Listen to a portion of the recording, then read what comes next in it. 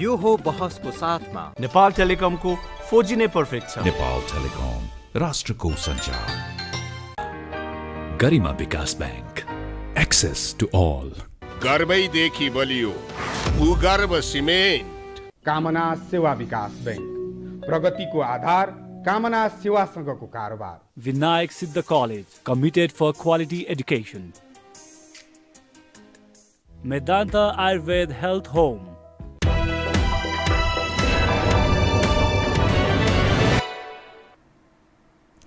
नमस्कार, यो बहसमा म यहाँहरूलाई हार्दिक स्वागत गर्दछु।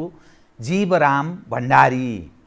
आज यहाँहरू सामुन्ने उपस्थित हुनुहुन्छ वीरभद्र आचार्य, कर्मयोगी भने मैले उहाँलाई कर्मयोगीको एउटा संज्ञा दिएँ, किनभने उहाँ कर्ममा विश्वास गर्नुहुन्छ।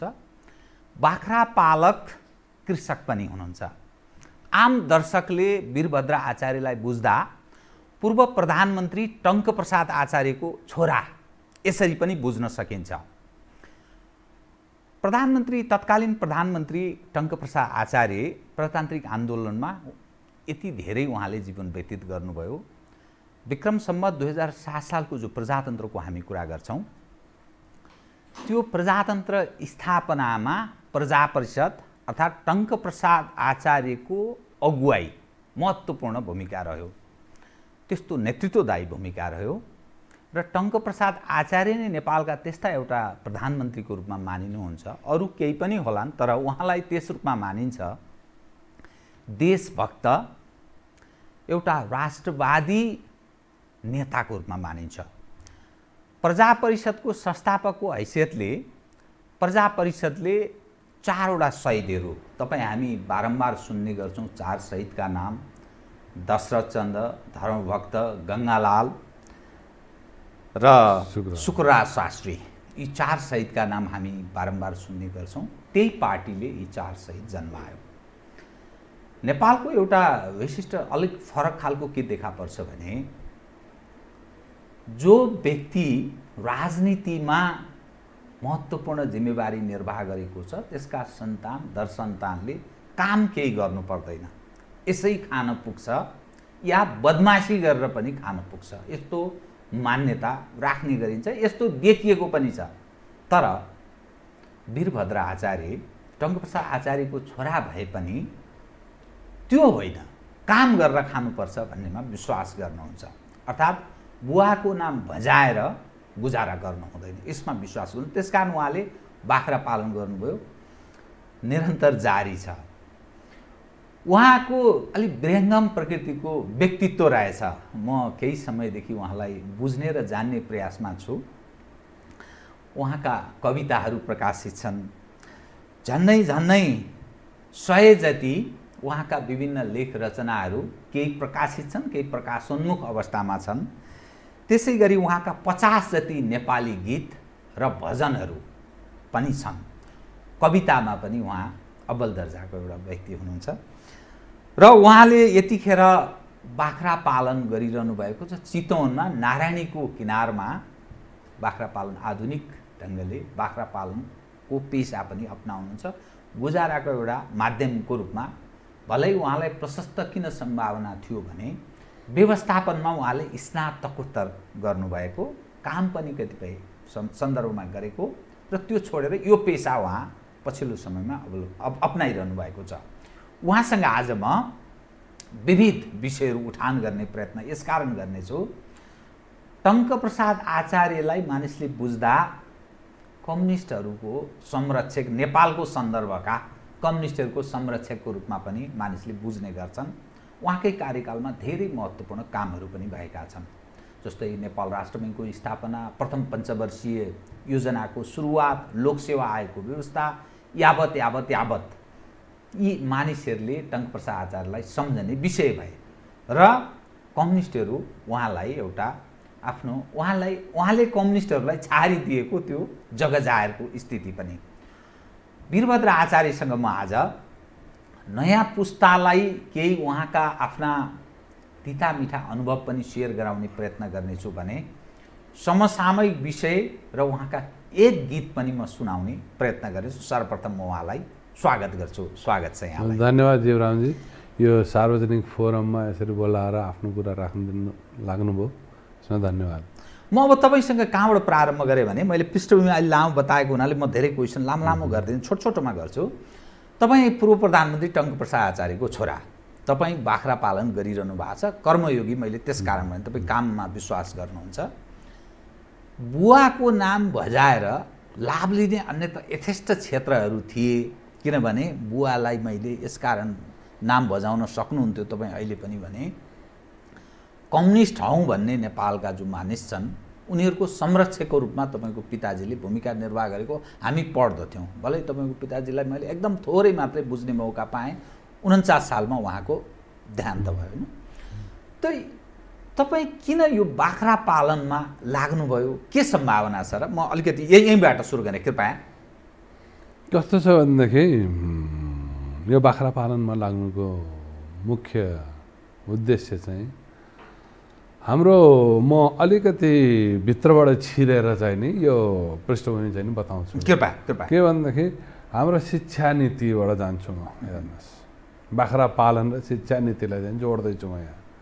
कसरी भनेदेखि हाम्रो शिक्षा नीतिमा के छ भनेदेखि खालि रटाउने मात्र काम छ होइन, क्रिएटिभ बनाउँदैन, रचनात्मक बनाउँदैन होइन, कर्मशील पनि बनाउँदैन, कर्मशील बन्न पनि सिकाउँदैन, रचनात्मक बनाउन पनि सिकाउँदैन। खालि घोकन्ते विद्या, पढेर गएर घोकेर गएर जहाँ हुबहु लेख्यो भने त्यसले 100मा 100 पायो, आफ्नो विचारले लेख्यो भने कसैले त्यो चाहिँ नि फेल हुने समेत चान्सेस हुन्छ। त्यो शिक्षाको अवस्थामा कस्तो छ भनेदेखि अब हाम्रा साथीहरू, युवाहरू खास गरेर क्रिएटिभ नै हुन पाएनन्, रचनात्मकै हुन पाएनन् होइन। रचनात्मक नहुन पाउनुको मुख्य नै यही नै शिक्षा भयो। अनि त्यसले गर्दाखेरि अहिले हेर्नुहोस् त, अहिले सबै बिचराहरू चाहिँ नि युवाहरूले चाहिँ नि इन्टरप्राइज गर्छु भनेर भन्छन्, उद्यम गर्छु भनेर भन्छन्। उद्यम गर्दा के गर्छन्?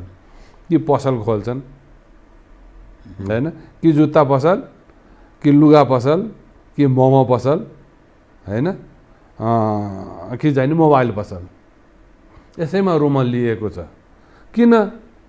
क्रिएटिभ नै छैन। शिक्षाले त्यो रचनात्मक क्षमताको विकास नै गर्न दिएन। मस्तिष्कमा त्यो ढङ्गले घुसायो। त्यो त्यसैले गर्दाखेरि मेरो चाहिँ नि एउटा मुख्य उद्देश्य के हो भनेदेखि हेर है, हुन्छ है, हाम्रै देशको रिसोर्सेसमा हामी चाहिँ नि विभिन्न काम गर्न सक्छौँ होइन। कृषि भने त मूल चाहिँ नि मूलधन हो हाम्रो होइन। कृषि पेसा भन्नु मूल आधार 63% चाहिँ नि हाम्रा चाहिँ नि जनताहरू चाहिँ नि कृषिमा आधारित छ भनिन्छ होइन। अब त्यसलाई चाहिँ नि ओझेलमा पारेर चाहिँ नि अब बाहिरबाट चाहिँ नि फ्याक्ट्री ल्याएर होइन, यो के भन्छ प्रोसेसिङ फ्याक्ट्रिजहरू ल्याएर यहाँ चलाइन्छ होइन। अनि चाहिँ नि पेचकिला कस उद्योग मात्रै भयो नेपालमा। कोही उद्योगपति छन् भने पनि त्यो बाहिरबाट ल्याउने पेचकिला कस नै बेच्ने उद्योगी हुने। हाम्रो रिसोर्सेसलाई हामीले चलाउन सक्नु पर्यो। र चाहिँ नि हाम्रो रिसोर्सेस भने के हो? पानी होइन, जङ्गल, माटो। हाम्रो यत्रो चाहिँ नि पहाडै पहाड छ, हाम्रो ढुङ्गा छ हामीसित होइन, वन जङ्गल छ, मानिसको स्रोत छ, हामी त चाहिँ नि ह्युमन रिसोर्स छ होइन। हामीसित चाहिँ नि इलेक्ट्रिक यो के भन्छ पर्यटनको यत्र सम्भावना छन्। हामी त्यसमा नलागेर चाहिँ नि मोबाइल पसल खोलेर बसिरहेको छौँ हेर्नुहोस्, अथवा चाहिँ नि फ्यान्सी। त्यो कसैको दोष होइन, शिक्षाको दोष हो होइन। हामी कसलाई पूजा गर्छौँ? सरस्वतीलाई मात्र पूजा गर्छौँ हेर्नु है। हामी यतापट्टि हेर्ने हो भने लक्ष्मी भनेको, लक्ष्मीलाई धनको देवी मात्र हो लक्ष्मी? होइन, लक्ष्मी भने त ऐश्वर्यकी देवी हो। ऐश्वर्य भने के? रचना की देवी हुन् होइन। हामीले जहिले पनि शिक्षामा 3टा तस्बिरसँगै हुनुपर्छ। सरस्वतीको तस्बिर, लक्ष्मीको तस्बिर, sign of creativity, sign of विद्या, अनि कर्मशील हुन भगवतीको तस्बिर। यो 3टा सँगै हुनुपर्छ। अनि पो त हुन्छ त। अनि पो त हाम्रो चाहिँ नि भोकेसनल पढाइ नै छैन हाम्रो। बल्ल अब भोकेसनल स्कुलमा चाहिँ नि भोकेसनल ट्रेनिङहरू पनि दिने भन्ने चाहिँ नि बल्ल आयो। कर्मशील त त्यहाँ पो भइन्छ त हैन। त्यसैले यो तीनटै हुनलाई चाहिँ नि यही नै सिकाउनलाई र चाहिँ नि हाम्रो चाहिँ नि मूल अर्को कुरा के भन्दाखेरि राजनीतिले मात्र चाहिँ नि खान दिँदैन। अहिले त आम्दानीको मूल स्रोतै राजनीति हो। त्यो त राजनीतिले यहाँ ठुलो संख्याका मानिसहरू अचम्म लाग्छ मलाई। अहिले यत्रो काम गर्छु म, यत्रो सारा कृषकहरू देख्छु, यत्रो बिजनेसम्यानहरू देख्छु, पैसा कमाउनु त खास गरी त यो पोलिटिसियनले रहेछ अहिलेको सन्दर्भमा हैन। अनि उनीहरूका वरिपरिका मान्छेले रहेछ हैन। अनि चाहिँ नि ठग गुण्डाहरूले चाहिँ कमाउने रहेछ पैसा कमाउने हैन। तपाईँको पिताजी प्रधानमन्त्री भइसकेको व्यक्ति, त्यत्रो प्रतिष्ठा, नाम, इतिहास छ, प्रजातन्त्रका लागि यत्रो लडेको इतिहास पनि रह्यो। झन्नै उहाँ पनि मारिने स्थिति थियो। ब्राह्मण भएका कारणले मात्रै मारिएको। यी 4 जना जो शहीद भए गैर ब्राह्मण भएका कारणले उहाँहरू मारिनुभयो। शहीदको रूपमा उहाँहरू रूपान्तरित हुनुभयो। त तपाईँहरूलाई चाहिँ त्यस्तो अवसर प्राप्त भएन आर्जनका? अवसर त एउटा सानो इक्जाम्पल दिउँ है। कस्तो भयो नेपालै त हो होइन। एकताली यहाँ बियरको फ्याक्ट्री थिएन धेरै है, पञ्चायती कालको कुरा गर्दैछु। यहाँ नेपालका सम्भ्रान्त केही व्यक्तिहरू चाहिँ नि बुवाकहाँ अप्रोच गर्न आए। टङ्कप्रसाद सान्दाई, उहाँलाई सान्दाई राजालाई भनेर चाहिँ नि बियरको फ्याक्ट्री चाहिँ नि एउटा खोल्न लाउनु पर्यो, तपाईँको छोरालाई 20% चाहिँ नि हामी सेयर दिन्छौँ भनेर। बुवालाई त यस्तो रिस उठ्यो है। त्यो बुवाको त्यो के भन्ने अब त्यो बेपत्ता गाली खाए गाली खाएर फर्के, कसेरै गाली गर्नु बुवाले। त्यसमाथि नि अब त्यो मादक पदार्थ, त्यसमाथि नि अब राजालाई भनेर कमिसन है। वीरेन्द्र राजालाई एकताली बुवाले भन्नुभएको थियो सरकार कमिसनको खेल एकदमै बढी भयो हैन, भ्रष्टाचार, यो पनि भ्रष्टाचारको एउटा चाहिँ नि मूल चाहिँ नि स्रोत हो भन्नुभन्दा वीरेन्द्र राजाले हैन कमिसन त संसारभरि चल्छ टङ्कप्रसादजी भनेर भन्नुभएको छ। राजा वीरेन्द्रको जवाब अघि अब बुवा त्यस्तो मान्छे हैन। अब बुवाको छोराछोरी हामी हैन, बुवाको नामैले गौरव छ। अब केलाई पैसा चाहियो, त्यत्तिकै आनन्द छ। अनि यतिखेर त नेपालमा कम्युनिस्टहरूको सरकार छ नि त हैन। कम्युनिस्ट हौँ भन्नेहरूको कम्युनिस्ट हुन् होइन अर्को छलफलको विषय बन्न सक्छ। बुवालाई के मान्छन् मानिसहरूले भने टङ्कप्रसाद आचार्य चाहिँ यी कम्युनिस्ट हौँ भन्नेहरूको संरक्षकको रूपमा निरन्तर रहिरहनु भयो भन्ने मान्दछन्, बुझ्दछन्, त्यसरी बुझ्दछन्। अनि कम्युनिस्ट हौँ भन्ने जसको अहिले सरकार छ, झन्डै 2/3 बहुमत निकटको अवस्थामा छ, तपाईँसँग सम्पर्क संवाद या हामी त कमाइरहेछौँ तपाईँहरूलाई नि कमाउने बाटाहरू यी छन् आउनुहोस् भनेर यसो प्रस्ताव गर्ने ओर्ने गर्दैनन्? अब हामी त्यसमा छ हेर्नुहोस्, म त गोठा बस्ने मान्छे होइन। मेरो दाइ रिटायर भइसक्यो, आनन्दले घरमा बस्छ। उसलाई त्यो ऊ नै छैन। मिनादी हुनुहुन्छ, डाक्टर मिना आचार्य, एकपल्ट राष्ट्रपतिको सहयोगी के सल्लाहकारमा हुनुभयो, तर छोडिदिनु भयो। किन भन्दै किन छोडिदिनु भयो? कामै भएन त्यहाँ दिनभरि बसेर चाहिँ त्यो बदाम खाने काम लगाएन मिनालाई, त्यो भएन, म त सक्दिनँ भनेर निस्किनु भयो। अनि दाइहरू के काम गर्नु? दाइहरू चाहिँ नि मेरो 2 जना दाइ मध्ये ठुलो दाइ र माइल दाइ दुवैजना चाहिँ विद्युत विकास विभागमा हुनुहुन्थ्यो। माइल दाइ चाहिँ बिचमा बित्यो होइन। ठुलो दाइ चाहिँ नि सहसचिव भएर रिटायर भएर चाहिँ अहिले घरैमा छ। कुनै राजनीतिक छैन, त्यस्तो केही छैन। अनि तपाईँको लाइफ स्टाइलको बारेमा अलिकति सुनाउ न। तपाईँ जो एउटा देशको प्रधानमन्त्रीको छोरालाई सबै खाले अवसर छ, सुख सुविधा हुन्छ भन्ने त्यस्तो मान्यता कहीँ न कहीँ समाजले राख्दछ। गुजाराको आधार बताइदिनुहोस् त तपाईँको। गुजाराको आधार त अहिले मेरो हेर्नुहोस् कस्तो छ भनेदेखि म 1987 मा होइन 87 मा GIZ मा चाहिँ नि काम गर्न छिरेँ। त्यहाँ 2 वर्ष काम गरेँ। प्रोजेक्ट हो त्यो। त्यही बेलामा मलाई INGO GIZ GTZ पहिला GTZ भन्छ, अहिले जर्मन प्रोजेक्ट होइन, स्मल बिजनेस प्रमोसन प्रोजेक्ट भन्ने एउटा प्रोजेक्टमा चाहिँ छिरेर काम गरेँ होइन। त्यहाँ काम गर्दाखेरि मेरो चाहिँ पर्फर्मेन्स राम्रै थियो होइन। र चाहिँ नि त्यही सन्दर्भमा चाहिँ नि विदेश जाने पनि अवसरहरू एज अ कन्सल्टेन्ट विदेश जाने अवसरहरू पनि त्यही बेलामा थियो हेर्नुहोस् होइन।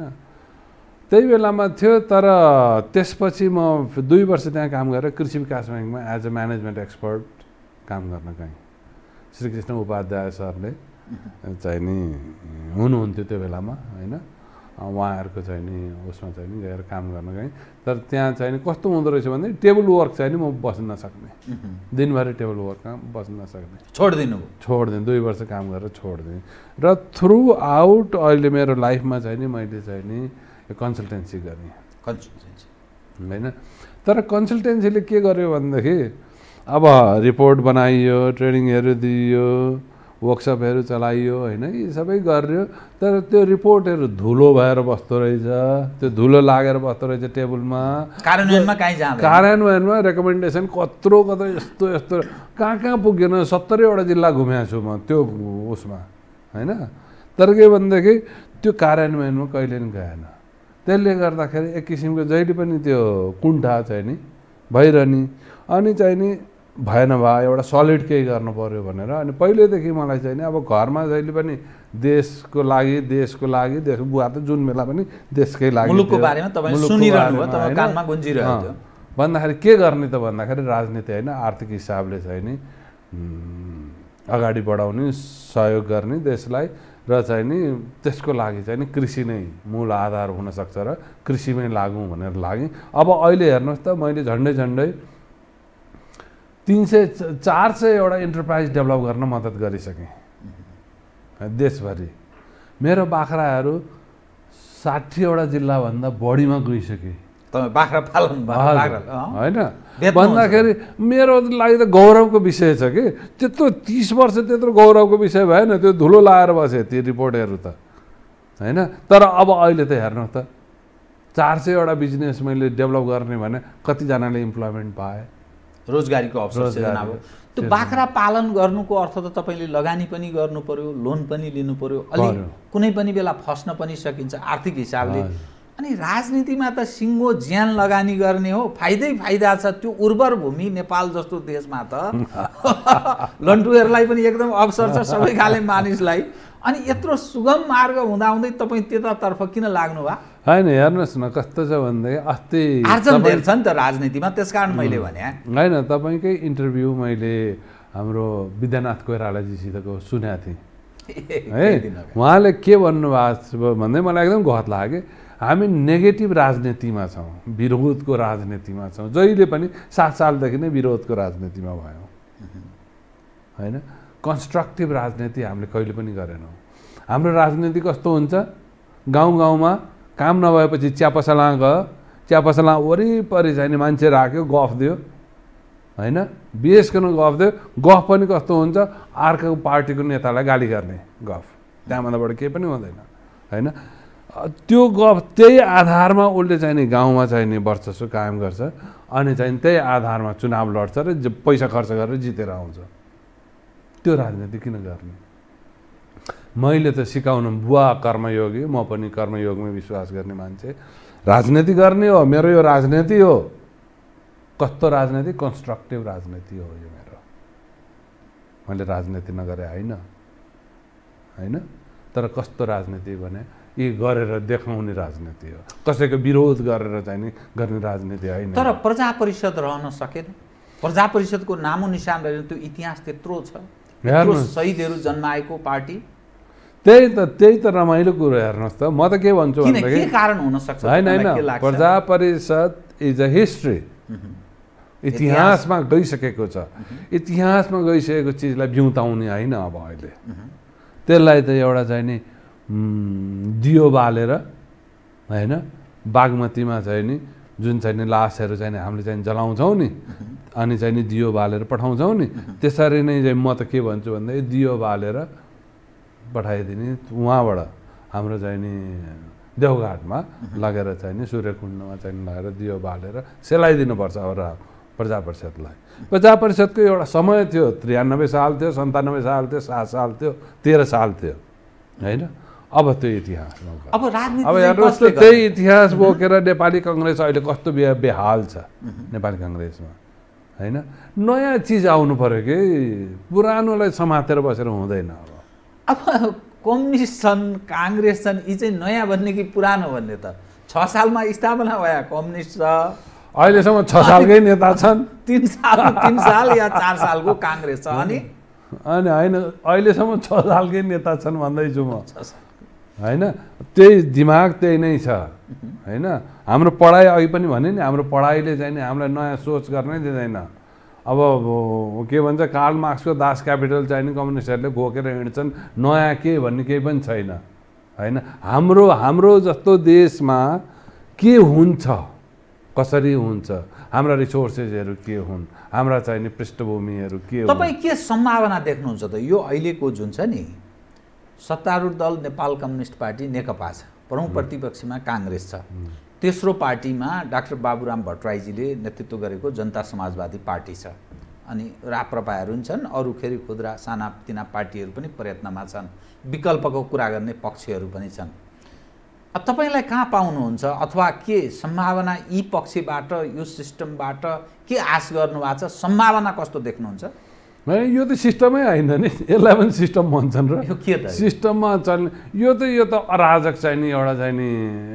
अवस्था हो जुन अवस्थामा यहाँ रुल अफ ल भन्ने चिजै छैन हेर्नुहोस् त नेताहरूलाई एक किसिमको ल लाग्छ जनतालाई एक किसिमको ल लाग्छ त्यस्तो पनि रुल अफ त्यस्तो पनि डेमोक्रेसी हो लोकतन्त्र हो त्यसलाई पनि लोकतन्त्र भनिन्छ यसलाई त भाँडतन्त्र भनिन्छ अब तपाईँ बुझ्ने मान्छे राजनीतिमा लाग्नुहुन्न अनि यी सङ्गठित ढङ्गले यस्तै मान्छे चाहिँ राजनीतिमा हाबी भइरहन्छन् अनि कसरी हुन्छ त परिवर्तन तपाईँ यो व्यवस्था पनि होइन यो त भाँडतन्त्र पनि भन्नुहुन्छ अनि के भन्नुहुन्छ नयाँ पुस्तालाई नयाँ पुस्तालाई त हेर्नुहोस् कन्स्ट्रक्टिभ राजनीति गर्नुहोस् भन्छु म चिया पसलामा भएर गएर गफ गरे भएर राजनीति प्लिज नगर्नुहोस् होइन खेत खन्नुहोस् होइन अथवा चाहिँ कुनै चाहिँ उद्यम गर्नुहोस् खेतै खानुपर्छ भन्ने छैन होइन उद्यम गर्नुहोस् कुनै चाहिँ नि उद्यम भन्ने बित्तिकै इन्टरप्राइजै डेभलप गर्न पर्ने छैन कुनै एउटा काम गर्नुहोस् आज चाहिँ प्रोफेसर हुनुहोस् लेक्चरर हुनुहोस्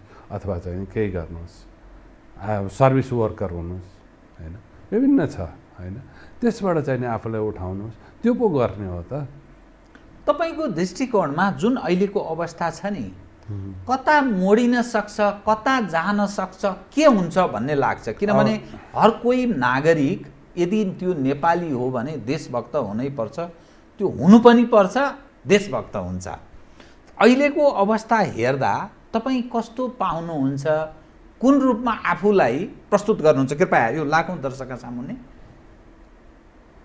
होइन कुन रूपमा दर्शन गर्ने प्रस्तुत गर्ने भन्दाखेरि यही नै हो मेरो रूपै यही हो म चाहिँ आज कृषक हुँ होइन बाख्रा पालक कृषक हुँ बाख्रा पालन गरेर बसेको छु होइन मेहनत गरेको छु के छ भनेदेखि यहाँ फेरि कस्तो चलन छ भन्दै बाख्रा पाल्ने भने कृषि गर्ने भन्यो फार्म गर्ने भन्यो फार्मिङ गर्ने भन्यो काठमाडौँमा बस्यो 7 दिन गयो अनि फार्ममा गयो कुखुरा काट्यो खायो खसी काट्यो खायो त्यस्तो फार्मिङ पनि छ यहाँ होइन त्यसरी हुँदैन मेहनत गर्नुपर्छ आफै बसेर अगाडि बढ्नुपर्छ अनि हुन्छ होइन त्यसैले गर्दाखेरि मेरो त मूल कुरा नै यही नै हो कि विदेशमा गएर विदेशिएर चाहिँ नि विदेशमा गएर पैसा कमाएर त ल्याइन्छ होइन तर हाम्रो केटाकेटीको लागि चाहिँ नि एउटा पनि चाहिँ नि टेक्ने ठाउँ नै हामीले बनाउँदैनौँ हाम्रो केटाकेटी पनि आज हामी चाहिँ विदेश गएर कमाएर ल्यायौँ भने भोलि हाम्रा केटाकेटी पनि विदेशै गएर कमाएर ल्याउनुपर्छ तपाईँको सन्तति तपाईँको परिवारजनका अवस्था चाहिँ के छ बताइदिनुहोस् त कहाँ के गर्छन् किनभने टङ्कप्रसाद आचार्यको एउटा इतिहास छ टङ्कप्रसादको पिताजीको एउटा इतिहास होला उहाँको पिताजीको पनि हजुरबुवाको अर्को पक्ष होला कि यही देशभित्र रहनुभयो टङ्कप्रसाद आचार्यको छोरा वीरभद्र आचार्य तपाईँ यहाँ कर्मयोगी केही प्रयत्न गरिरहनु भएको छ त्यो तपाईँको कामबाट पनि थाहा भयो होइन अब तपाईँका सन्तानको चाहिँ के अवस्था छ मेरो सन्तान हेर्नुहोस् अस्ट्रेलियामा छन् है मेरो सन्तान 25 वर्ष नागिसके अब मेरो सन्तान पनि आफ्नो 25 गधा 25 भन्छ नि गधा 25 पछि आफ्नो विवेकले काम गर्ने हो मेरो छोरो के भन्छ छोरा बुहारी फर्किन्छु भन्छन् इट्स अप टु देम अब उनीहरू फर्किने नफर्किने मैले चाहिँ नि केही विरोध गर्दिनँ तर उनीहरूलाई भनेको छु है आऊ है यो देशको चाहिँ नि ऋण खाएको छौँ हामीले यो देशमै चाहिँ नि हामीले चाहिँ नि केही गर्नुपर्छ बाहिर गएर विदेशमा बसेर चाहिँ नि केही पनि हुँदैन विदेशमा बसेर के हुन्छ मानिस किन विदेश जान बाध्य छन् त्यही हो भने नि अपर्च्युनिटी देख्दैनन् यहाँ नेपालमा र चाहिँ नि रुल अफ ल छ यत्रो अपर्च्युनिटी छ। हेर्नुहोस् एउटा सिम्पल एक्जाम्पल, अस्ति मेरो दिदीले एउटा चाहिँ नि मलाई इमेल पठाए, मेरो पुष्पा दिदीले, होइन पुष्पा दिदीले, डाक्टर पुष्पा, होइन के पठायो भनेदेखि हेर बाबु नेपालमा यत्रो ढुङ्गा छ, हामी बिटुमिन ल्याएर चाहिँ पिच किन बनाउँछौँ? त्यो ढुङ्गा काटेर सडकमा चाहिँ बिछाएर ढुङ्गाको सडक बन्दैन र? हामीले त्यो प्रविधिको बारेमा सोच्दैन, हामी दिमागमै आउँदैन क्या त्यस्तो कुरा, हाम्रो दिमागमै आउँदैन। त्यही चरित्रका छन् है। कति सजिलो छ, हाम्रो यत्रो पहाड छन्, यत्रो ढुङ्गाहरू छ, कस्तो राम्रो कुरा गरेको हेर्नुहोस् त है। त्यो ढुङ्गा काटेर धेरै सस्तो पर्छ, हाम्रो आफ्नै रिसोर्सेस युज हुन्छ, हाम्रो ह्युमन रिसोर्स युज हुन्छ, हाम्रै श्रम युज हुन्छ, हाम्रो नेपालीहरूलाई बाहिर पनि जानु पर्दैन, त्यहीँबाट हुन्छ है। अब हेर्नुहोस् विदेशीले के गर्छ, इन्डस्ट्रियल कन्ट्रीहरूले के गर्छ, सहरीकरण भनेर भन्छ, होइन? सहरीकरण किन आवश्यक छ त? हामीलाई आवश्यक छ? हामीलाई आवश्यक छैन सहरीकरण। किन हेर्नुहोस्, म तपाईँलाई एक्जाम्पल दिन्छु, हेर्नुहोस् सहरीकरण भनेको सबै यो राउन्ड भयो, होइन? हाम्रै उपत्यका भनौँ न, उपत्यकाको वरिपरि चाहिँ नि डाँडामा चाहिँ नि हाम्रा चाहिँ नि घर परिवारहरू छन्, होइन? अब त्यो घर परिवारलाई तपाईँले यसरी सोरेर ल्याएर यहाँ बिचमा राख्नुभयो भने इन्डस्ट्रियल गुड्सहरू यहाँ मजाले चाहिँ बेच्न पाइयो, एकदम सस्तोमा बेच्न पाइयो, होइन?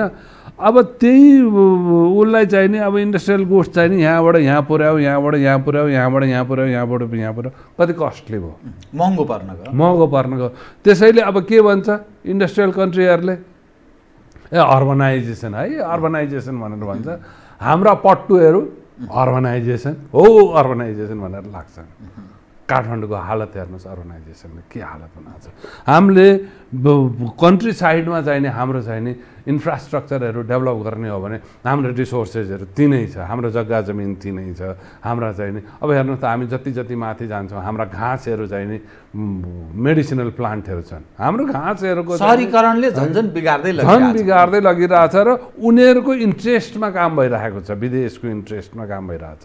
त्यसैले हामीले आफ्नो आवश्यकताका लागि सायद सहरीकरणको विकास गरे। अब हाम्रो सन्दर्भमा असान्दर्भिक हुन्छ है। हामीले गर्ने भने हाम्रो कन्ट्री साइडलाई डेभलप गर्ने हो, जसले गर्दाखेरि चाहिँ नि हाम्रो चाहिँ नि काठमाडौँ पनि यस्तो हुनु पर्दैन, कुनै पनि सहर चाहिँ यस्तो हुनु पर्दैन जहाँ चाहिँ धुवा धुलो र मान्छेको पसिना अनि चाहिँ नि के भन्छ दिमाग चाहिँ नि बिग्रिएर चाहिँ नि मान्छेहरू चाहिँ कम्पिटिसनले गर्दाखेरि चाहिँ नि एन्जाइटी चाहिँ नि बढेर चाहिँ डिप्रेसनमा जाने, एन्जाइटी जाने, होइन? रोगको चाहिँ नि कारणै यही हो, मेन्टल रोगको।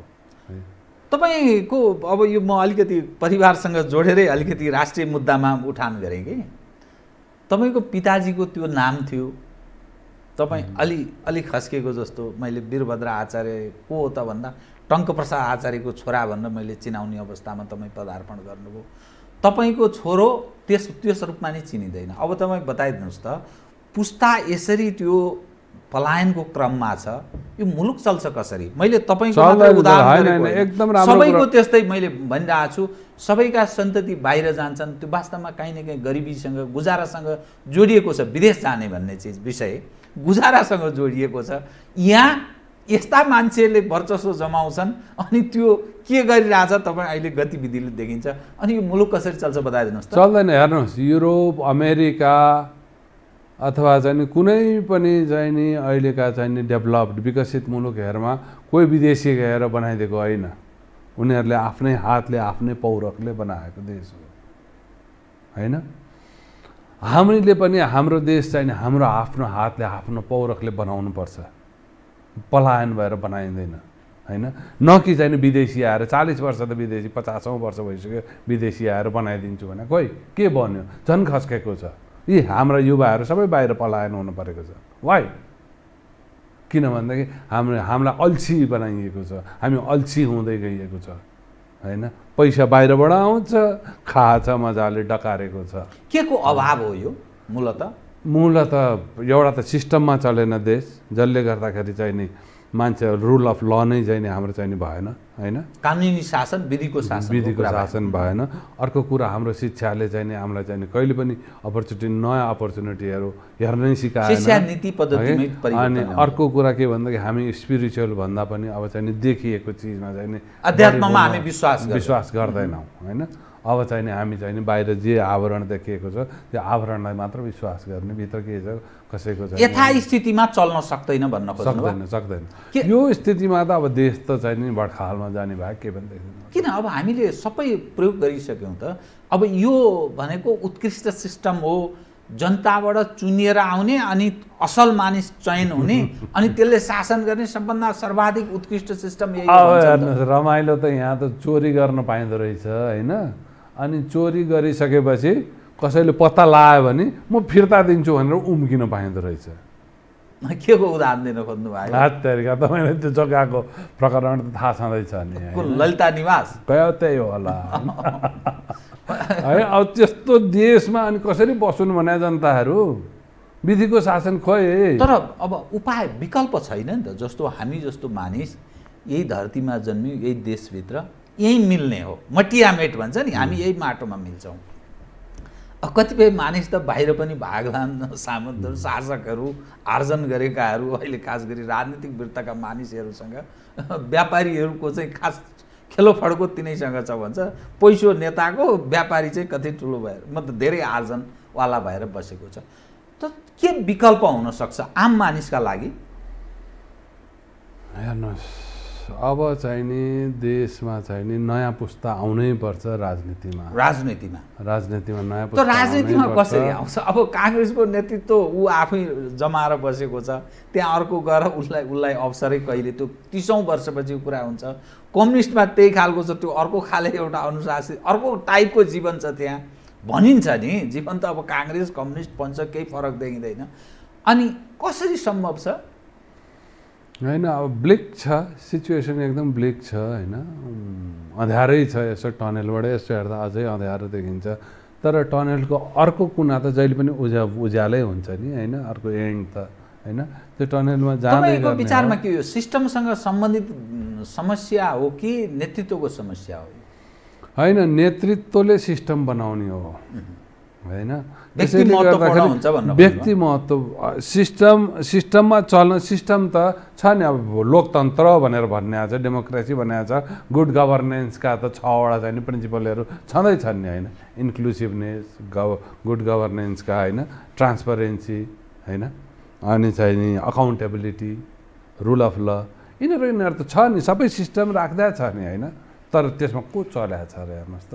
हाम्रा नेताहरू कोही पनि चल्दैनन्, जसले गर्दाखेरि चाहिँ नि हाम्रो अब त्यो के भन्छ रेप काण्ड त्यसै चाहिँ हराएर जान्छ। अनि हाम्रो छोरछोरीलाई चाहिँ हाम्रो बाउलाई डर हुँदैन, आमालाई डर हुँदैन, मेरो छोरछोरी पनि भोलि त्यही भयो भने के हुन्छ भन्दाखेरि जा बाबु बाहिरै जा, विदेशमै बस भन्छ। त के हुनसक्छ त यो दृश्यले चाहिँ, यो राजनीतिक यो अवस्थाले के सन्देश दिन्छ हाम्रो? अब नयाँ पुस्ता आउँछ, नभए केही लागेन भने सडक तातिसक्यो अब होइन। सडकले नेतृत्व पाएको छैन होइन। यदि नेतृत्व आउँछ भने लोकतन्त्र अगाडि बढ्ला, नभए चाहिँ नि ज्ञानेन्द्र राजा चाहिँ नि फर्किन्छन्। अब तपाईँसँग नि किन भन्दाखेरि किनको प्रश्न आउँछ होइन। किन भन्दाखेरि नेतृत्व अब एउटै विश्वास गर्न सक्ने चाहिँ नि जनताले विश्वास गर्न सक्ने पुरानो संस्था भनेकै राज संस्था हो होइन। नयाँ नेतृत्वै चाहिँ बाध्यात्मक हुन्छ। बाध्यात्मक हिसाबले राजतन्त्र फेरि फर्किने चाहिँ चान्सेस मैले धेरै देखेँ। अब म तपाईँको ध्यान नि तपाईँले अध्यात्मको कुरा गर्नु, मानिसलाई अध्यात्मप्रति त्यो ज्ञान पनि राख्दैनन्, त्यो महत्त्व पनि राख्दैनन् भन्नुभयो। केलाई अध्यात्म भनेर भन्ने के हो? अध्यात्म हेर्नुहोस् के दिन्छ त्यसले मानव जीवनका लागि? तपाईँलाई एउटा सानो अध्यात्मको हाम्रो चाहिँ नि ऋषिमुनिले चाहिँ नि जुन प्र्याक्टिस गरे नि, त्यो प्र्याक्टिसको चाहिँ एउटा सानो उदाहरण सहित चाहिँ नि म कुरा गरौँ है। अध्यात्म भने एकदम छोटकरीमा भन्नुस्, म तपाईको अरु पक्षसँग इन्टरनल ट्राभल हो हैन। भित्र चाहिँ आफ्नो भित्रको चाहिँ नि ट्राभल हो, अन्तर्मनको अन्तर्मनको चाहिँ नि यात्रा हो होइन, र त्योसितै चाहिँ नि जोडिएका। तर के भन्दाखेरि हाम्रो पण्डितहरूले व्याख्या गर्न जानेन कि कतिपय कुरालाई गीता गीता गीता भनिन्छ, गीतामा के भनिन्छ, जसले पनि भन्ने कर्मण्डेवाधिकारस्तो मा फलेषु कदाचन होइन, यही नै भन्ने हो। तर त्योभन्दा ठुलो मेसेज गीतामा छ, त्यो कसैले नि भन्दैन। के त्यो मेसेज के छ भन्दाखेरि यो चाहिँ नि तिमी निमित्त मात्र हौ है, विचार गर तिमी निमित्त मात्र हौ है अर्जुन भनेर कृष्णले भनेका छन्। त्यो भन्या के निमित्त मात्र के हौ भन्या के भन्या तिमी चाहिँ नि के अरे कर्म गर होइन। तर त्यसलाई म कस्तो भनेदेखि मैले ठ्याक्क वर्ड आएन मलाई, ठ्याक्क बिर्सी मैले वर्ड। त्यो निमित्त तिमीले गरेको कामको ऊ पनि नलिऊ के, क्रेडिट पनि लिन मिल्दैन। तिमीले कर्म गर फलको आशा नगर, त्यो भिन्दै भयो। त्यो निष्काम कर्मभाव भने कर्म गर फलको आशा नगर भन्दाखेरि तिमीलाई चाहिँ आफ्नो कर्म गरेपछि प्राप्त भइ नै रहन्छ, स्वाभाविक होइन। के भन्यो भनेदेखि कर्म तिम्रो चाहिँ फलमा तिम्रो कन्ट्रोल छैन होइन, कर्ममा तिम्रो कन्ट्रोल छ, त्यसैले कर्म गर। तर फलमा त तिम्रो कन्ट्रोल, रिजल्टमा त तिम्रो कन्ट्रोल छैन, त्यसैले त्यो आश नगर है। त्यो आश गर्ने बित्तिकै तिमी चाहिँ फल डाउन हुन सक्छौ होइन, त्यो डिसपोइन्टेड हुन सक्छौ। त्यसैले चाहिँ नि त्यसलाई चाहिँ छोडिदेऊ, भावीको भरमा छोडिदेऊ, जे हुन्छ हुन्छ, त्यसैलाई एक्सेप्ट गर भनेर भन्न खोज्यो। तर के भन्दाखेरि त्योभन्दा पनि के भन्दाखेरि मैले पाएको चाहिँ नि गीताको मेसेज चाहिँ नि के भन्ने, कस्तो मैले यो वर्डै ठ्याक्कै भन्न सकिनँ अहिले, छोडिदिनु त्यसलाई छोडिदिउँ। त्यो जे होस् निमित्त मात्र हो, यो शरीर निमित्त मात्र हो होइन। म भनेको कृष्णले, म भनेको कृष्णले एज अ म भने होइन, त्यो भित्रको म भने हो होइन। भित्रको म चाहिँ नि म भने हो, त्यो चाहिँ नि सारा संसारमा, सारा चाहिँ नि प्रकृतिमा चाहिँ नि विद्यमान मलाई चाहिँ नि म भन्न खोजेको हो कि। तपाईँको दृष्टिकोणमा नि, तपाईँलाई मैले एउटा कर्मयोगी, एउटा बाख्रा पालक कृषक टङ्कप्रसाद आचार्यको छोरा, त तपाईँको विहङ्गम मैले व्यक्तित्वको कुरा गरेँ। तपाईँ कविता पनि तपाईँले रचना गर्नुभएको छ, भजनहरू छन्, तपाईँका गीतहरू छन्, नेपाली लेखनमा पनि तपाईँ त्यत्तिकै पारगत हुनुहुन्छ, अनि व्यवस्थापनमा तपाईँले मास्टर्स गर्नुभएको छ। यो सबै हेर्दाखेरि तपाईँ एउटा क्षमता प्रतिभाको धनी भन्ने अर्थमा मैले यसरी बुझेँ। तपाईँको गीत एउटा सुनौ न, किनभने आज शनिबारको पनि दिन छ। आम दर्शकलाई तपाईँ कस्तो गीत गाउनुहुन्छ, तपाईँका ज्ञानका, तपाईँका भाव अलिकति सुनाइदिनुहोस् त कृपया दर्शकलाई। जीवराजी, त्योभन्दा अगाडि म एउटा सानो एक्जाम्पल दिएर अध्यात्मको अलिक व्याख्या गर्नुहोस् त है, किनभनेदेखि मलाई त यो भन्न जरुरी लाग्यो। कृपया हाम्रो पण्डितजीहरूले के भन्नुहुन्छ भनेदेखि त्याग गर त्याग गर त्याग गर भन्नुहुन्छ होइन। त्याग नै सबैभन्दा ठुलो हो। त्याग भनेको अब हामीले के बुझ्छौँ त्याग गर भन्दाखेरि घर छोडेर हिँड, घरको सम्पत्ति देऊ भन्ने बुझ्छौँ होइन। त्याग भने त्यो सन्यास लिने भन्ने बुझ्छौँ होइन।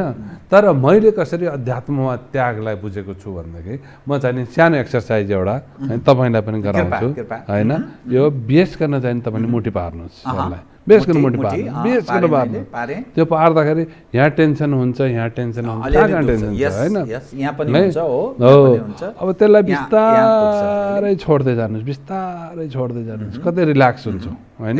हो, गीतामा सरेन्डर भने त्यही नै हो। हेर्नुहोस्, जब तपाईँ चाहिँ नि कन्ट्रोलमा आउनुहुन्छ, फुल कन्ट्रोलमा आउनुहुन्छ, तपाईँलाई फुल टेन्सन भयो। फुल सरेन्डरमा आउनुहुन्छ, टोटल रिल्याक्सेसन भयो। तर तपाईँ कति छोड्ने तपाईँमा भर पर्छ होइन। त्याग भने त्यो हो, कन्ट्रोललाई त्याग्ने। तपाईँको केटाकेटीमा चाहिने, तपाईँको चाहिने धेरै कन्ट्रोल गर्नुभयो भने साँझ नआउने बित्तिकै तपाईँलाई पिर पर्न थाल्छ। तपाईँले कन्ट्रोल टोटल छोडिदिनु भयो भने तपाईँलाई रिल्याक्स हुनुहुन्छ। तर कति छोड्ने, 8 बजेसम्म छोड्ने कि 6 बजेसम्म मात्र छोड्यो भने, 6 देखि 8 सम्म आएन भने 6 बजेदेखि नै तपाईँलाई चाहिँ तनाव सुरु हुन्छ। 8 बजेसम्मलाई छोड्नु हो भने 8 बजेदेखि मात्र तनाव सुरु हुन्छ।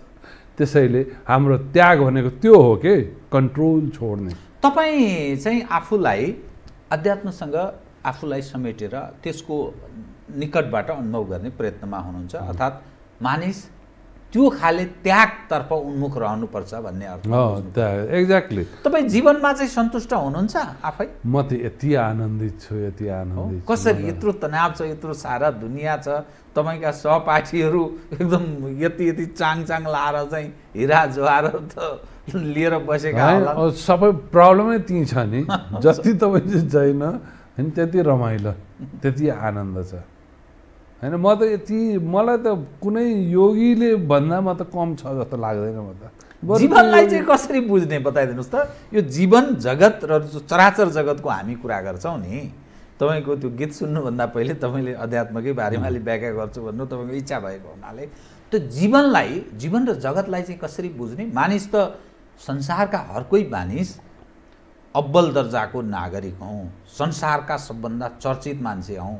जस्तो मानिसहरू नाम लिँदा अब्राहम लिङ्कनको लिन्छन्, चर्चिलको नाम लिन्छन्। हामी नेपालको सन्दर्भमा लिँदा पृथ्वीनारायण शाहको नाम लिन्छौँ। त्यस्तै पछिल्लो पुस्ताका यहाँहरूको पिताजीहरू पनि एउटा उदाहरणीय व्यक्ति हुनुहुन्छ। यहाँको पिताजी बिपी कोइरालाहरू, विभिन्न व्यक्तिहरूको नाम हामी लिन सक्छौँ। त त्यो जीवन सार्थक बनाउने भनिन्छ नि, फेरि त्यो प्राप्तिका लागि फेरि काहीँ न काहीँ अर्थोपार्जनसँग जोडिँदो रहेछ। अनि विवेक, ज्ञान, बुद्धिका कुरा जो हामी गर्छौँ त्यो पनि जोडिँदो रहेछ। अनि जीवनलाई कसरी बुझ्ने बताइदिनुहोस् त। कसरी एकदम अलग राख्ने, अनि त्यागको कुरा, अध्यात्म ज्ञानको कुरा, जीवनलाई सार्थक बनाउने कुरा कसरी सम्भव छ? होइन, सिम्पल हेर्नुहोस्, यति सिम्पल छ होइन। जीवनलाई सार्थक हामी वर्तमानमा जिउने भनेर भन्छौँ। वर्तमानमा जिउने के भने? त्यो वर्तमानमा जिउने भने आज जिउने भने कि 1 घन्टा अगाडिको जिउने भने कि 1 घन्टा पछिको जिउने भने के भने? वर्तमानमा जिउने भने अहिलेको यो क्षणमा जिउने। अहिले तपाईँले र मैले गफ गरिरहेको छौँ नि, यसैमा आनन्द लिने हो होइन। कहाँ अब भोलिको सोचेर अहिले बस्यो भने? तर गुजारा त आधारभूत आवश्यकता हो। बाल बच्चा जब गृहस्थ जीवन हुन्छ भने त्यो फेरि अर्को आधारभूत आवश्यकता। तपाईँ वर्तमानमा जिउने मान्छे भनेको के? कर्मशील मान्छे होइन। कर्मशील हुने बित्तिकै चाहिँ तपाईँको आय आर्जन त त्यतिकै नै भयो नि, गुजारा त्यति नै भयो नि। कर्मयोगले मानिसलाई यसै सहज जीवनयापन गर्ने परिस्थिति बनाउँछ। र चाहिँ नि नेगेटिभ थिङ्किङ गर्न भएन, पोजिटिभ थिङ्किङ गर्नु पऱ्यो, कन्स्ट्रक्टिभ थिङ्किङ गर्नु पऱ्यो। त्यति भयो भने त नकारात्मक भावले, निषेधको भावनाले ऊर्जा प्राप्त भएको छ यहाँ धेरै मानिसहरूलाई। त्यही नै छ होइन। त्यो नै गलत हो, जसले गर्दाखेरि चाहिँ नि एन्जाइटी लिएर आउँछ होइन। तपाईँमा चाहिँ नि त मैले तपाईँप्रति चाहिँ नि एक किसिमको नकारात्मक भाव राख्ने बित्तिकै मेरो चाहिँ नि एउटा चाहिँ नि जुस चाहिँ नि एड्रेनालिन होइन, त्यो नेगेटिभ चाहिँ नि हुन्छ, के भन्छ, बग्छ, जसले गर्दाखेरि नेगेटिभ भाव पैदा हुन्छ, नकारात्मक भाव पैदा हुन्छ, जसले गर्दाखेरि तपाईँलाई नै चाहिँ नि ऊ गर्छ, नोक्सानी गर्छ। हेर्नुहोस् त, कसैसित रिस उठ्यो भने, जसित रिसाइरह्यो भने तपाईँलाई कति चाहिँ नि दुःख भइरहेको हुन्छ होइन। त्यसलाई क्षमा गरिदिनुहोस् त, त्यसै आनन्द, क्षमाशीलको कुरा कति आनन्द हुन्छ। अब तपाईँको गीत सुनाउँ न एउटा। तपाईँको व्यङ्गम व्यक्तित्वहरूमध्ये बाख्रा पालक रहनुभयो, राजनीतिमा एउटा जिज्ञासु, स्नातकोत्तर तपाईँले म्यानेजमेन्टमा गर्नुभएको छ, अरू खाले व्यक्तित्वको पनि मैले कुरा गरेँ। तपाईँ कविता लेखनहरू, त एउटा गीत सुनाउँ न हामी दर्शकलाई शनिबारको दिन। कृपया आज एउटा गीत। अब यो गीत त गाउँछु, तर यसको पृष्ठभूमि छ एउटा सानो। 2-3 वर्ष अगाडि मलाई छोरछोरीले अस्ट्रेलिया बोलाए। जान त जाने के लगिदिउँ जस्तो भयो यहाँबाट नेपालबाट। हो, यसो विचार गर्ने के लगिदिने तिनीहरूलाई भनेर एउटा गीत लेखेँ। अनि त्यो गीत चाहिँ नि लगेर चाहिँ नि तिनीहरूलाई सुनाएँ। त्यही गीत चाहिँ नि आज सुनाउँछु। गीतै सुनाइदिनु भयो? ल कृपया। त्यो गीत चाहिँ नि यस्तो छ। मैले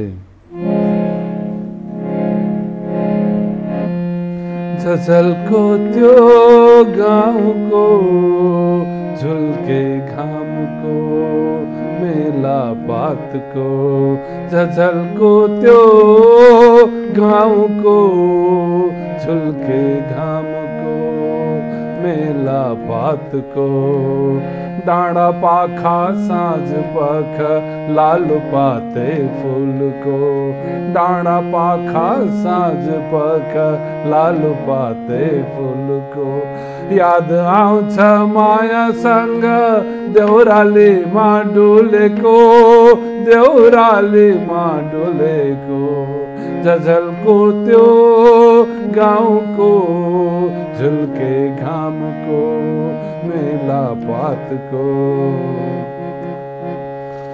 गरिबीको पीडा छोपी हाँसो खेल्ने ओठमा रहरो उठ्यो लाहुरीले झिलमिल देशमा गरिबीको पीडा छोपी हाँसो खेल्ने ओठमा रहरो उठ्यो लाहुरीले झिलमिल देशमा बक्सासु सम्झनामा बिछोडको वेदना बिरहको पीडा बोकी बाँचिरहेछु यादमा बाँचिरहेछु यादमा जझलको त्यो गाउँको झुल्के घामको मेला पातको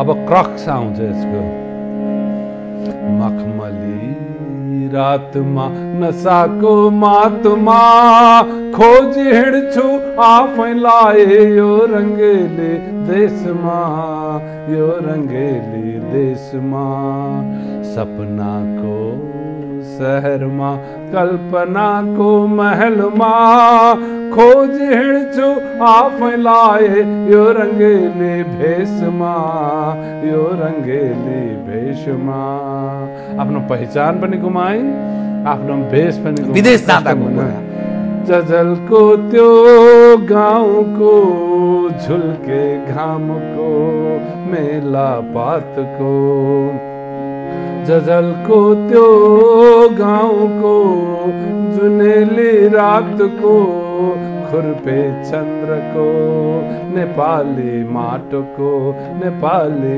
माटोको नेपाली माटोको वाह कस्तो राम्रो तपाईको तीनवटा पक्षलाई मैले त्यो गीत सुन्दा देशभक्ति तपाईको झल्किन्छ विदेशमा गएपछि आफ्नो गाउँको याद आएको कुरा पनि झल्काउँछ विरहको छ अनि मायाप्रतिको विषयलाई पनि कहीँ न कहीँ जोड्नु भएको छ यो कसरी तपाईँ के चिज त्यो तपाईँ हुन त अस्ट्रेलियामा जाँदा अस्ट्रेलियामा मैले आफ्नो सन्ततिलाई यही चिज चाहिँ मैले पुँजीको रूपमा लगेर गएँ कोसेली लिएर गएँ भन्नुभयो अनि यो कसरी तपाईँमा केबाट त्यो उर्वर होइन एउटा कुरा हेर्नुहोस् मैले यदि लेख्छु लेख्न रमाइलो लाग्छ तर मैले लेख्दाखेरि मेरो दिमागले लेख्दिनँ म मुटुबाट भित्रबाट होइन कहाँबाट आउँछ कहाँबाट म ट्रान्समिट मात्र गर्छु यो दिमागले सर जान्छ मैले एक ताली बसेपछि त्यो एक ताली लेखेर उठ्ने हो एकै तालीमा फेरि त्यसलाई बनाइरहन 4 ताली 5 ताली गर्ने आइन्छ एकैपल्ट सरर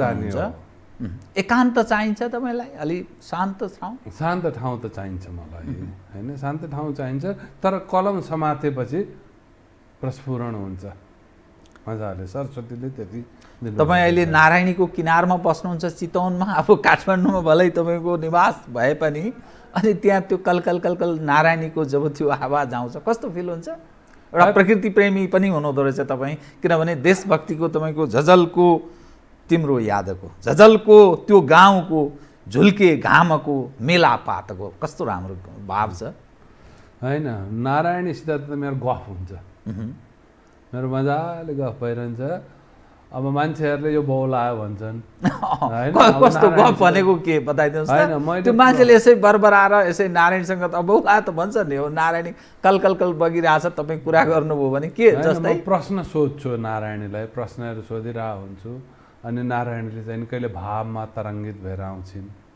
हैन कहिले चाहिँ नि ठ्याक्क चाहिँ नि यो निदको बेलामा हैन ठ्याक्क चाहिँ नि आउँछिन् हैन जवाफमा आउँछ कि नारायणीको कलकलसँगै जवाफहरू आइरहेको हुन्छ हैन अनि त्यही जवाफ सुन्यो अनि त्यही लेखिदिन्छु म लेखेको तपाईँ प्रकृतिसँग पनि कुरा गर्ने प्रयत्न होइन मेरो त यस्तो छ म बाँसुरी बजाउँछु अनि बिहान उठेर त्यो मेरो फार्ममा मेरो केराको बोटहरूलाई बाँसुरी सुनाउँछु, नारायणीलाई बाँसुरी सुनाउँछु होइन, अनि मेरो घाँसहरूलाई बाँसुरी सुनाउँछु, उनीहरूसित गफ गर्दै जान्छु, फर्किन्छु, मेरो बाख्रा। अनि तपाईँको यो जो जीवन छ नि त्यो जीवन सङ्गिनीको चाहिँ भूमिका कस्तो छ त? किनभने छोराछोरी विदेशमा बस्छन्, तपाईँ एउटा होनहार व्यक्तिको छोरा, प्रधानमन्त्री टङ्कप्रसाद आचार्यको छोरा, उहाँ अब त्यो जीवन सङ्गिनी जब तपाईँसँग विवाह भयो सायद उहाँले एउटा प्रधानमन्त्रीको छोराबाट के खाले एक्सपेक्ट गर्नुहुन्थ्यो र तपाईँ के गरिरहनु भएको छ? जीवन सङ्गिनीबाट तपाईँले गरेको आशा र उहाँले निर्वाह गरेको भूमिका चाहिँ कस्तो पाउनुहुन्छ? अब जीवन सङ्गिनी भन्दा नि अर्धाङ्गिनी भन्नु पर्यो होइन, आधा हो आधा म होइन, त्यही नै हो। जुन के छ भनेदेखि यो कस्तो हुँदो रहेछ भनेदेखि हाम्रो चाहिँ नि यो इस्टर्न फिलोसफीले शिव र शक्तिको रूप भनेर भन्छ होइन, र चाहिँ नि मेटाबोलिक हिसाबले हेर्ने हो भने पनि एउटा एनर्जी होइन, एउटा चाहिँ नि एनर्जी लेटेन्ट एनर्जी, एउटा काइनेटिक एनर्जी होइन, यही नै हुन्छ।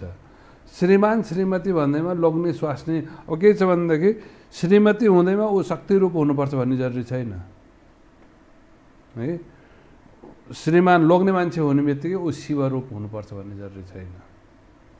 यो दुईटाको मेल हो लोग्ने स्वास्नी भनेको होइन। जस्तै अब म एक्जाम्पल दिन्छु, मेरो श्रीमती शक्ति रूप हो, म शिव रूप हो, मेरो मेटाबोलिक रेट अलिकति स्लो छ होइन, मेरो श्रीमतीको अलिकति हाई छ मेटाबोलिक। यो दुईटाको चाहिँ नि सम्बन्ध हाम्रो चाहिँ नि कुण्डलिनी जोड्ने भन्छन् नि, त्यहाँ आएर मिल्ने रहेछ। जस्तै अब मेरो दाईको हेर्ने हो भने मेरो दाई, मेरो जेठो दाई, मैले यसो हेर्दाखेरि हि इज शक्ति रूप हो, अब भाउजू शिव रूप हो, मेरो छोरा शक्ति रूप हो, बुहारी शिव रूप देख्छु क्या मेटाबोलिक रेटले गर्दाखेरि। अब जो जस्तै शिव शिव भयो भने डिभोर्स हुने चान्सेस त्यहाँ धेरै हुन्छ, शक्ति शक्तिको मिलन भयो भने, कुण्डलिनी मिलेन भने त्यहाँ डिभोर्स हुने चान्स। जसको जीवन सफल छ त्यो शिव र शक्तिको मिलन भयो भन्ने त्यो मिलन मेरो घरमा छ। त्यो फिलोसफिकल तपाईँले कुरा गर्नु अलिकति अध्यात्मसँग जोडेर। अब तपाईँ जीवनमा हजुर यति यति यति कति सन्तुष्ट हुनुहुन्छ तपाईँ? म त टोटल सन्तुष्ट छु मेरो श्रीमतीसित होइन। बिचरा उनले जुन सरेन्डर म प्रति गरेको छ नि, मैले त्यति चाहिँ नि भगवान्प्रति गरेँ भने त मैले भगवान् प्राप्ति हुन्छ होइन। उसले पनि मलाई छोडेर भगवान्मा श्रीकृष्ण गोविन्द भन्न थाल्यो भने होइन, उसले चाहिँ नि प्राप्त गर्थे, त्यति सरेन्डर छ भनेपछि मैले उसलाई रेस्पेक्ट नगरेँ, उसको चाहिँ नि कुराहरूलाई चाहिँ नमाने, उसलाई चाहिँ नि खुसी नपारे, म त पापी हुन्छु, ठुलो पापको चाहिँ नि भागीदार हुन्छु होइन। मलाई पनि त्यतिकै प्रेम छ। यो गृहस्थ जीवनको बडा महत्त्वपूर्ण पक्षलाई तपाईँले उजागर गर्ने प्रयत्न गर्नुभयो। तपाईँसँग कुरा गर्नु त अरू पनि मन थियो, तर समयले यतिसम्म साथ थियो, कार्यक्रममा आइदिनु भयो, बहुत धन्यवाद छ यहाँलाई। धन्यवाद, मेरो कुराहरू चाहिँ राखिदिनु भयो, रमाइलो लाग्यो तपाईँसित कुरा गर्दा, थ्याङ्क यू सो मच। आदरणीय दर्शकवृन्द, उहाँ हुनुहुन्थ्यो वीरभद्र आचार्य, कर्मयोगी। उहाँले आफ्ना जीवनमा भोगेका, देखेका, बेहोरेका कर्म हो के हुनुपर्छ र नेपाली समाज वर्तमान अवस्था उप उहाँको हेर्ने दृष्टिकोणलाई मैले पस्कने प्रयत्न गरेँ। म सहित मेरो सम्पूर्ण युनिटलाई कार्यक्रमबाट बिदा दिनुहोस्, तर यो हो टेलिभिजन, हेर्दै रहनुहोला। नमस्कार।